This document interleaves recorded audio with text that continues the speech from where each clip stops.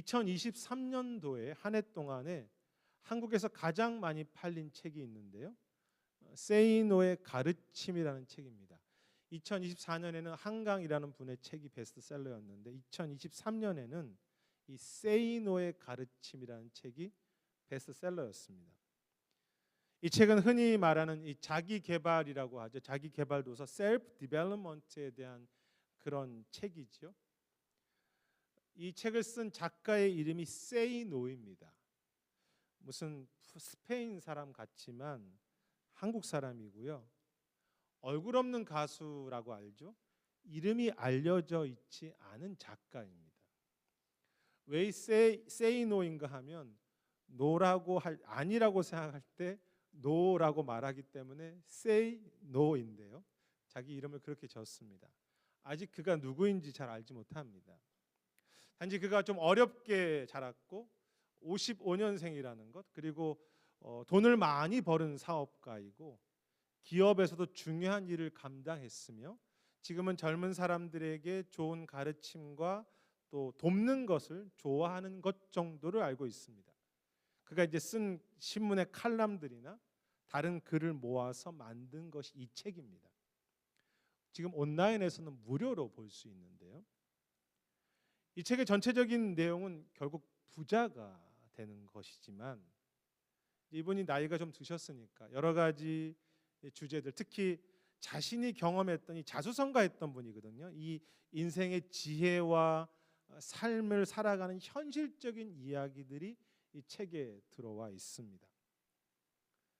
특이한 것은요, 한국이나 미국에서 베스트셀러의 높은 랭킹의 순위에 들어가 있는 것이 이러한 자기 개발 도서라는 것입니다. 자기를 발전시키는 거죠. 그만큼 많은 사람들이 현실에 대한 관심이 많다는 것입니다. 현실에서 어떻게 관계를 할지, 사람들과 또 어떻게 내가 시간 관리를 할지, 또 어떻게 내가 좀 더 잘 발전할지, 또 돈을 어떻게 모으는 것에 대한 현실에 대한 관심이 그만큼 많기 때문에 베스트셀러에 항상 랭킹이 높이 올라가 있습니다. 그런데 아이러니한 것은 베스트셀러가 될 정도로 현실에서 이 부자에 되는 책을 많이 읽지만 사실은 가난한 사람이 여전히 더 많고요.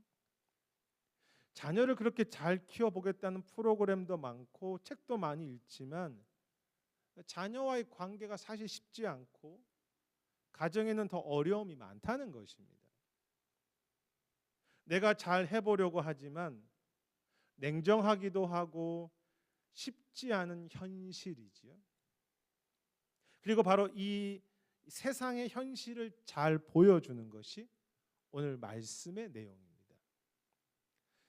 우리가 읽은 24장은 바울이 가이사랴라는 곳이 이제 총독이 거하던 곳인데요. 예루살렘에서 좀 떨어져 있던 장소입니다.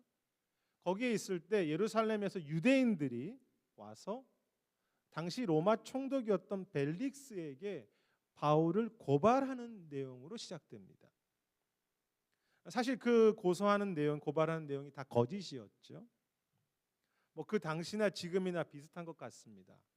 거짓을 마치 진실처럼 만드는 것이 그 당시도 그랬고 또 우리의 현실이죠. 자꾸 진실과 거짓이 이렇게 혼동됩니다.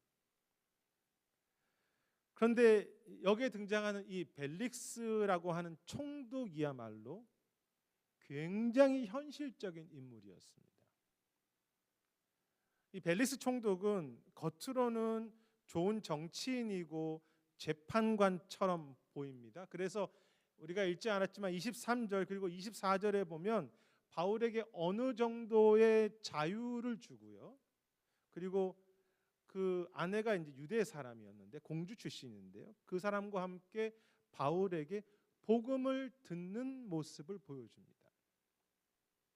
하지만 26절에 읽은 것처럼 벨릭스는 바울에게 돈을 받기를 기대했다고 이야기하고요.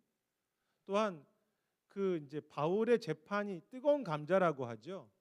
어떻게 하기 좀 어려우니까 바울을 그냥 자신의 책임을 회피하고 2년 동안 감옥에 가두어 둡니다.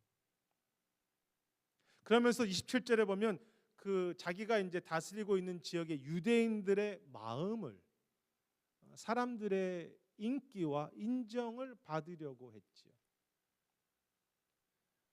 성경에는 기록이 없지만 역사의 기록에 보면 이 벨릭스에 대한 설명이 나오는데 그는 원래 노예 출신이었습니다. 물론 이제 로마 사회라는 곳의 노예 출신은 우리가 알고 있는 노예와 좀 다르지만 노예 출신으로서 총독의 자리에까지 오른 참 야심이 대단한 인물이었습니다. 앞에서 세이노처럼 내 힘으로 그 현실을 잘 만들어 가려고 하는 아주 대표적인 사람이 이 벨릭스이지요. 내가 붙잡고 내가 잘 이끌어가는 현실이라고 할까요? 뭐 돈을 의지하고 좋아하는 것, 사람들의 박수와 칭찬을 기대하는 것, 또 내가 다른 사람들보다 성공하기 원하는 것, 내가 현실을 잘 만들어 보겠다는 것이 뭐 오늘 이 세상이고 또 정치인들이고 또 솔직한 우리들의 모습이기도 하죠. 한편 바울의 현실은 어떠합니까? 그 이상한 욕심 많은 지도자 앞에서 또 억울한 고발을 당하면서 재판을 받아야 하는 현실이었고요. 아무런 약속 없이 뭐 그때는 언제까지 기다리라는 말도 없이 2년 동안을 감옥에서 기다려야 하는 현실이었습니다. 성경은요, 그리스도인들이나 교회가 이 세상을 넘어서 하늘에 속해서 산다고 말하지 않습니다. 물론 우리는 하늘의 소망은 있지만 성경은 성도나 교회 모두 현실 속에서 강녀와 같은 이 땅에서 살아간다고 분명히 이야기하죠. 그런데 이 벨릭스 총독은 그렇게 자신이 현실을 붙잡으려고 살았지만 이미 살핀 것처럼 돈 앞에서 너무 약해지고요. 뭐 바울이 얼마나 돈이 있다고 그에게 돈을 또 얻으려고 하고 또 사람들의 인정을 받으려고 한다는 것은 결국 사람을 두려워한다는 거죠. 그리고 여러분 그 오랜 시간 동안 최고의 선생님이잖아요. 신앙의 선생님. 바울이 2년 동안 그와 함께 하는데 돈과 사람을 붙잡으려고 하다가 정말로 그 소중한 복음에 대해서 예수님에 대해서 영원한 부활과 생명을 다 놓치는 거죠. 그거 하나 붙잡으려다가 정말로 귀한 것들을 다 놓치는 모습을 보게 됩니다. 그리고 25절에 보면 바울이 그에게 심판, 의절제, 죽음에 대해서 말하자 그가 두려워했다고 합니다. 내가 현실을 잘 붙잡고 있다고 생각하지만 정작 죽음이라는 단어 앞에서 심판이라는 말 앞에서 두려워할 수밖에 없는 삶. 마치 빈 껍데기와 같은 모습이라고 할까요? 여러분 현실은 매우 중요합니다. 하지만 현실을 내가 붙잡으려고 할 때 성경이 말하고 있는 결과가 무엇입니까? 아니 우리가 경험하는 인생의 모습이 무엇입니까? 당장 내가 손에 붙잡고 있는 그것 때문에 더 중요하고 소중한 것을 놓치는 삶이 되고요. 그 솔로몬의 고백처럼 헛되고 헛되니 마치 내 인생이 빈 그릇과 같은 그런 모습, 두려워지고 내가 무엇 때문에 살았지라는 허무한 것이 느껴지는 그런 빈 그릇과 같은 그런 삶이 되는 결과이지요. 내가 현실을 붙잡으려고 할 때. 주지훈이라고 하는 배우가 최근에 한 드라마가 중증 외상 센터라는 드라마가 있습니다. 굳이 영어로 번역하자면 메이저 트라우마 센터라고 할까요? 보통 이 중증 외상 센터처럼 우리로 말하면 응급실 비슷한 건데요. 국가에서 많이 나라에서 서포트 지원하지만 병원 입장에서 보면 이러한 센터를 운영하는 만큼 수입은 마이너스입니다. 제가 직접 찾아봤거든요. 이번 주에요. 드라마 이야기가 아니라 실제로 모든 병원에서 이런 센터를 운영하는 그 자체로만 본다면 수입은 적자입니다. 마이너스입니다. 그게 현실이죠. 그래서 드라마에 보면요, 이제 병원 의사들이 함께 모이는 회의가 있지 않겠습니까? 그래서 병원장이 위급한 사람들을 빨리 잘 고치는 것도 좋지만 막 헬기도 띄우고 많은 투자가 돼야 되니까 그것도 중요하지만 좀 돈을 남기는, 이익을 남기는 병원이 되어야 한다는 현실을 강조합니다. 사실 그렇죠. 뭐 병원이 자선사업단체도 아니고. 그리고 이제 그렇게 병원장 이야기하자 굉장히 성공하기 원하는 한 의사는 그 병원장을 막 이렇게 서포트하면서 막 이렇게 그를 옹호하면서 우리도 병원에 좀 이익을 남기는 그런 일을 열심히 하자고 막 큰 소리 칩니다. 그러면서 이제 그때 중증외상센터의 센터장 이제 과장이 주지훈인데 주지훈에게 막 뭐라 그러죠. 마이너스가 이게 뭐냐고. 그런데 그렇게 돈과 성공을 강조하던 그 의사의 딸이 교통사고로 생명이 위독해져서 병원에 오게 되는데요. 여러분, 그렇게 소리치던 의사가 어떻게 했겠습니까? 모든 것을 다 써서라도, 어떤 돈을 들여서라도 딸을 좀 살려달라고 막 눈물로 호소합니다. 그 의사에게. 돈과 성공보다도 한 생명이 더 중요하죠.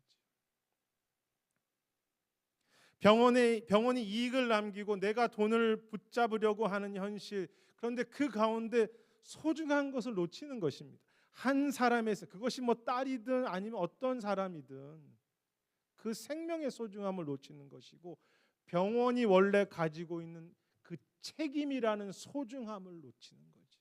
사람들을 살려야 된다는 그것을 놓치는 거죠. 돈에 가리워서. 돈이라는 현실보다 자식의 생명과 그 부모의 사랑이 더 중요하고, 그것을 어떻게 돈으로 살 수 있겠습니까? 그것이 소중한 현실이 아니겠습니까?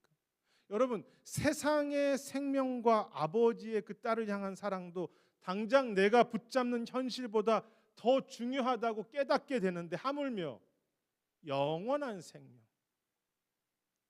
우리를 살리기 위해서 죽으신 그 십자가의 그 하나님의 아버지의 사랑은 이 땅의 어떤 현실보다 더 중요하고 소중하지 않겠습니까? 지난주에 이제 한 목사님의 아들이 갑자기 큰 교통사고가 나서 우리 오셨던 김태일 목사님이 아시는 분이라서 친교를 하고 이제 스타턴의 병원에 갔었습니다. 예배 후에 그 목사님은 자신이 하던 모든 목회, 이제 부흥의 기간이었대요. 외부에서 손님이 오셔서 모든 목회를 내려놓고 그 아픈 아들 곁에 사모님이랑 딸이 같이 있었습니다. 좀 많이 회복이 됐다고 하는데요. 어떤 일보다, 어떤 이익보다 그 아들의 생명과 그 회복이 더 중요한 것이죠. 여러분, 우리의 현실이 중요합니다. 하지만 그 현실을 누가 그리고 무엇이 이끄냐 하는 것이 더 중요하지요. 내 염려와 내 지혜와 내 힘으로 현실을 이끌어 간다면 우리 삶이 언젠가는 빈 껍데기라는 것을 경험하게 되고요. 그 내가 붙잡으려고 하는 그 현실 때문에 정말 중요한 것, 소중한 것을 놓치게 되는 거죠. 여러분이 보시기에 어떨지 모르지만 제 성격이 예민한 편입니다. 많이 바뀌었지만 아직도 예민한데요. 왜 스스로 그렇게 생각하냐 하면 어떤 것을 생각하면 꼭 그것을 그대로 이루려고 하는 그런 조금 고집이 있고, 또 제가 좀 컨트롤하려고 하는 게 있어요. 제 안에. 뭐 그게 목회이든 뭐 관계이든 뭐 가정이든 제 자신이든 꼭 그렇게 하려고 하는 게 있습니다.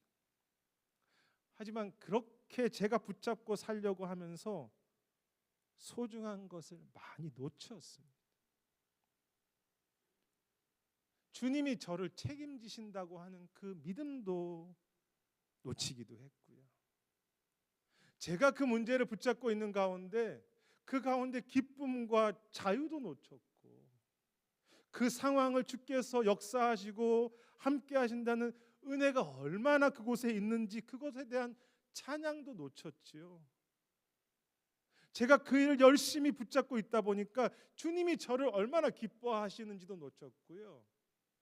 때로는 자녀들의 소중함, 주께서 이 자녀들, 그 형제들을 얼마나 귀하게 생각하고 그들을 책임지시는지 많이 놓쳤습니다. 내가 오히려 자녀들을 앞길을 막는 것입니다.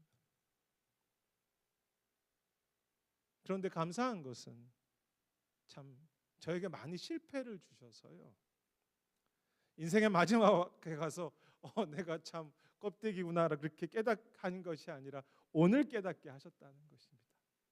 많은 실패를 주셔서 내가 붙잡을 수 있는 현실이 아니구나. 내가 빈 껍데기를 붙잡으려고 하는 것이구나 라는 것을 실패를 통해서 참 깨닫게 하십니다. 사랑하는 여러분, 정말 이 오늘 예배 가운데 축복하고 싶은 것은 내가 현실을 붙잡으려고 할 때 정말 중요한 것을 놓치게 된다는 것, 그리고 나는 귀중하다고 생각했지만 결국 시간이 지나면 그것이 빈 껍데기라는 것을 정말로 이 예배 가운데 주님 앞에서 우리에게 진심으로 깨달을 수 있는 그런 은혜가 우리 모두에게 있기를 주의 이름으로 축원합니다. 그것을 깨닫는 게 사실 은혜이죠. 내가 컨트롤할 수 있는 게 아니구나. 그것이 목회든 자녀든 내 삶이든. 그런데 이러한 현실 속에서 바울이 했던 것이 무엇입니까? 앞에서도 말했지만 바울의 삶이야말로 힘든 현실이죠. 억울하게 고소당하고 이상한 지도자 앞에서 심판은 받아야 되고 2년간 아무런 소망이 없이 감옥에서 살았습니다. 하지만 바울은 그 거짓 증인과 욕심 많은 정치인, 그리고 2년이라는 긴 시간 동안 답답한 현실 속에서 계속 진리를 붙잡고서 현실로 들어가는 것을 볼 수 있습니다. 우리가 읽지 않았지만 10절부터에 보면 바울은 거짓 증인들이 막 고소하는데 하나하나 침착하게 진실을 이야기합니다. 물론 그것은 자신이 그렇게 잘못하지 않고 죄가 없다고 말하는 진실이지만 사실 그 바울의 초점은요, 21절에 한번 가보시면 자신은 죽은 자의 부활에 대해서, 즉 예수님의 죽음과 부활이라는 진리를 붙잡는다고 그렇게 이야기하는 거죠. 바울은 진리를 붙잡고 있습니다. 그리고 24절에서 바울은 그 벨릭스 총독 앞에서 예수님을 믿는 십자가의 도를 이야기하죠. 역시 진리인데요. 어떻게 보면 이 진리를 듣는 벨릭스라고 하는 인물이 귀가 닫혀 있죠. 돈을 바라고 자기 출세에만 관심이 있기 때문에 이렇게 진리를 말하는 것이 무의미해 보이는 일이지만, 그럼에도 바울은 그 현실 속에서 그리스도의 부활, 주님의 살아계심, 또 죽음, 그 예수님이라고 하는 진리를 계속 붙잡습니다. 특히 이제 15절의 말씀도 제가 읽지는 않았지만 보시면 바울이 유대인들을 향해서 여러분들과 같은 하나님에 대한 소망을 가졌다고 이야기합니다. 물론 유대인들을 설명하기 위해서 하지만 이 학자들은 이것이 바울의 중요한 고백이라고, 내가 하나님에 대한 소망이 있습니다. 현실은 어둡지만 그 현실을 바울은 내가 붙잡는 것이 아니라 그 주님께서, 그 하나님께서 그 진리가 붙잡고 계시고 이끄신다고 소망하는 거죠. 여러분, 이 진리라는 표현을 썼는데요, 바울이 붙잡는 이 본문의 진리가 무엇입니까? 십자가의 부활이 진리고요, 하나님의 사랑이 진리고, 하나님이 여기에서 일하시면서 함께 살아계신다고 하는 그 약속이 진리이죠. 하나님께서 오늘 우리에게 베푸시는 은혜가 진리. 진리와 은혜는 같은 말이죠. 그러므로 바울이 진리를 붙잡고 현실에 들어가지만 엄밀한 의미에서는 바울이 진리를 붙잡는 것이 아니라 진리가, 그 은혜가 바울의 삶을, 바울의 현실을 붙잡았던 것입니다. 진리가, 은혜가 이끄는 현실이죠. 여러분, 성경이 말하는 우리의 현실이 무엇입니까? 우리가 보지 못할 뿐 주님의 사랑과 손이 일하는 현실이고요. 내 생각을 넘어서는 주님의 은혜가 이끄는 그런 현실이죠. 여러분, 이것이 정말로 현실이라면, 진짜 이것이 현실이라면 우리는 그 은혜에, 그 진리에, 그 주님께 맡기면서 우리 삶을 살아야 하지 않겠습니까? 내가 책임지려고 하지 말고, 이 현실이 진짜라면. 여러분, 믿음은 현실을 떠난 이상적인 이야기가 아닙니다. 그것은 성경에서 추구하는 것이 아닙니다. 현실로 들어가야 합니다. 하지만 내가 붙잡기 위해서 현실로 들어가는 것이 아니고요, 내가 그것을 컨트롤하기 위해서 현실적이 되는 것이 아니라 주님께서 이끄시는 것을 인정하고 그 은혜에 내 현실을 맡기기 위해서 현실에 들어가는 거죠. 메마른 땅과 같은 그 속에서 주님의 이름을 부르고 주님을 소망하며 주님과 함께 걸어가기 위해서 그 메마른 현실로 들어가는 것이죠. 매우 현실적인 종교가 기독교입니다. 왜? 현실 속에서 주님을 인정하는 것이기 때문에. 유진 피터슨이 쓴 책이 많은데요, 이분의 책은 한국말로 번역할 때 항상 현실이라는 단어가 붙어 있습니다. 이제 뭐 영어 제목은 그렇지 않지만 내용들이 그렇습니다. 그래서 이제 사무엘 하를 상을 설명하면서 다윗 현실에 뿌리 박힌 영성이라는 책도 썼고요. 요한계시록을 이제 쓸 때는 현실을 새롭게 하는 영성이라는 책을 썼습니다. 다 현실이라는 단어가 들어 있습니다. 근데 유진 피터슨이 요한복음과 마태복음, 마가복음을 설명하면서 쓴 책이 현실 하나님의 세계라는 책입니다. 또 역시 현실이 들어가죠. 그런데 원래 이 영어 제목은요, Christ Place in 10,000 Places입니다. Christ Place in 10,000 Places. 여러분, 되게 흥미롭지 않습니까?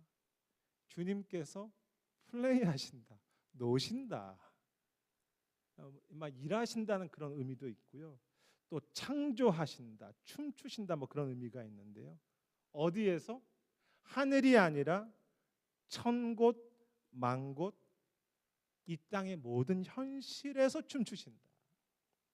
이 땅의 현실 가운데서 10,000 places에서 일하신다 있죠. 그런 책에서 말합니다. 예수님은 하늘에서 일하시는 것이 아니라 오늘 이 땅, 나의 가족들, 나의 자녀들, 나의 이웃들, 학교와 병원에서 지금 일하신다. 주님은 처음 세상을 창조하시고, 여러분, 하나님이 세상을 창조하셨다면 창조하시고 그냥 던져주신 것이 아니라 이 창조하신 이 세상이 주님의 놀이터라는 표현을 씁니다. 그곳에 주님이 함께 하신다는 거죠. 춤추시고. 그래서 그때만 창조하고 끝나는 세상이 아니라 그 세상에 직접 들어오셔서, 그게 예수님이 이 땅에 오신 모습이지요. 이 땅에서 오늘도 춤추신다, 창조하신다, 일하신다. 그러면서 그가 주님의 일하심과 관련해서 리듬이라는 단어를 쓰고요, 책에서 춤이라는 단어를 씁니다. 리듬, 춤. 흥미롭죠? 현실 속에서 진리와 은혜라고 하는 노래라고 할까요? 리듬이 있다는 것입니다. 은혜의 리듬이 있다. 그리고 그 은혜라는 리듬에 맞춰서 춤추시는 주님이지요. 은혜가 있고요, 리듬이 있고 노래가 있고 거기에 춤추시는 예수님. 내가 붙잡고 사는 현실의 리듬을 만약에 두 박자의 리듬이라고 생각하면요, 두 박자가 꿍짝 꿍짝이잖아요. 좀 방정맞은 꿍짝이 되겠죠. 꿍짝 꿍짝 꿍짝 이렇게 내가 붙잡고 가는 현실이. 그런데 그렇게 살면 너무 바쁘기도 하고 꿍짝 꿍짝 하는데, 은혜의 리듬은 세 박자라고 생각해 볼 수 있겠죠. 쿵짝짝 쿵짝짝 여러분 그게 뭐죠? 왈츠잖아요. 제가 잘 모르지만.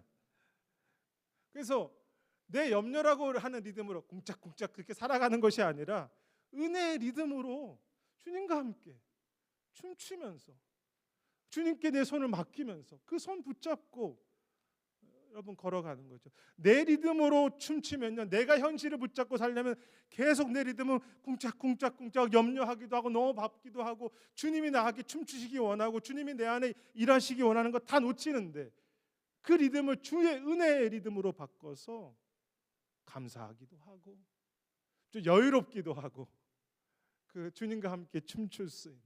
근데 내 리듬이 너무 바쁘면요, 쿵짝쿵짝쿵짝이 되면 주님이 여기서 함께 하시는 게 보이지 않는 것이죠.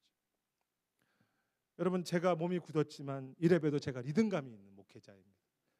참 보여줄 수도 없고 쿵짝짝 쿵짝짝 쿵짝쿵짝은 안 좋은 것 같아요. 좀 쿵짝짝 쿵짝짝. 그것이 바울의 이야기입니다. 고백입니다. 제가 하나님에 대한 소망이 있어요. 부활하신 주님이 저의 이 감옥에 함께 하십니다. 내가 인생을 이끌어가는 리듬이 아니라 그런 꿍짝꿍짝이 아니라 그 은혜가 이끄는 리듬으로 그 주님과 함께 걸어가기 원합니다. 이것이 바울의 고백이지요. 작년에 한 목사님과 대화할 때 자신의 목회 현실이 너무 쉽지 않다는 고백을 하셨습니다.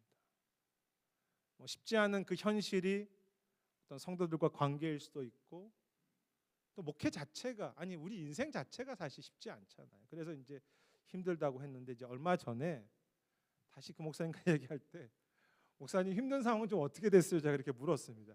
근데 그 내용이 앞에 제가 소개한 드라마와 너무 비슷했어요. 좀 관계가 어려워지고 목회가 힘들어지는데 그 그 성도의 가정에 문제가 생겨서 그것을 위해서 함께 목회자와 가정이 기도하고 협력하는 가운데 작년에 말했던 그 어느새 그 현실을 어느새 넘어가게 하셨다는 것입니다. 왜냐하면 지금 그 현실이 뭐 좀 갈등의 문제가 아니라 지금 가정의 문제가 더 크니까 같이 기도하고 막 찾아가고 하면서 어느새 보니까 그 문제는 사라져 버렸다는 거죠. 그러면서 그렇게 고백하셨습니다. 생각하지 못한 은혜가 목회의 어려운 현실을 이기게 하셨습니다. 그 은혜가 없다면 저는 그 현실을 넘어갈 수 없었을 것입니다. 저는 너무 동의합니다. 은혜가 이끄는 제 삶이고요. 은혜가 이끄는 목회이고 또 교회이지요. 그런 표현이 있지 않습니까? 은혜에서 은혜로. 아침에도 은혜이고 저녁에도 은혜라고 하는 리듬으로. 내가 광야에 있지만 은혜에서 은혜라고 하는 노래가 그 광야에 더 분명하게 들리고요. 광야에서도 은혜에서 은혜로 인도하시는 주님. 여러분 그것이 저와 여러분의 지난 삶의 고백이고 또 우리 로뎀나무 교회의 고백이지 않습니까? 주님 은혜도 주셨고 또 은혜도 주셨습니다. 주님 처음부터 끝까지 다 은혜입니다. 그런데도 제 목회자의 리듬이 잘 안 바뀌는 것 같아요. 여전히 두려워하고 여전히 염려하고 여전히 예민하고 여전히 제가 붙잡으려고 하는 것을 보게 됩니다. 참 바뀌지 않는 저의 삶입니다. 그러나 주님은요 포기하지 않으십니다. 오늘도 이렇게 다시 말씀하시잖아요. 광야에서 우리에게 잘 깨닫지 못한 은혜에게 그래도 우리를 붙잡아 주시고 다시 불러주시고 우리가 그 은혜에 맡길 때까지 계속 기다리시면서 또 초대하시죠. 내 노래를 들으라고. 내가 은혜로 너의 삶을 책임지고 있다고. 너희 자녀들을 붙잡고 있다고. 나오라고. 한 걸음이라도 걸어 나오라고. 여러분 세상의 현실적인 부모도 그 딸의 생명이 위독하게 될 때 그거 아플 때 어떤 현실 다 포기하고 자기 자신을 들여서 그 한 생명을 더 사랑하고 아끼는데 하물며 자신의 생명을 십자가에서 주신 우리의 진정한 아버지께서 우리의 모든 그 쉽지 않은 현실 가운데 자기의 생명도 주셨는데 그 현실을 은혜로 사랑으로 함께 하시면서 우리의 그 현실을 왜 인도하시지 않겠습니까? 더 중요한 주님의 사랑이 우리 안에 있는 거죠. 광야 같은 현실. 만약에 어떤 분이 저보고 목사님 광야에서 은혜가 있으니까 교회나 사역이나 가정이 광야처럼 어렵게 되면 어떠냐고 물어보면 저는 그렇게 되고 싶지 않다고 말할 것입니다. 제가 그렇게 대단하게 헌신적인 사람이 못 됩니다. 저도 좀 현실을 편하게 살고 싶어요. 하지만 어떻게 보면 제가 그냥 살아가는 삶 자체가 광야라는 생각이 듭니다. 특별한 어려움이 없어도 감옥과 같죠.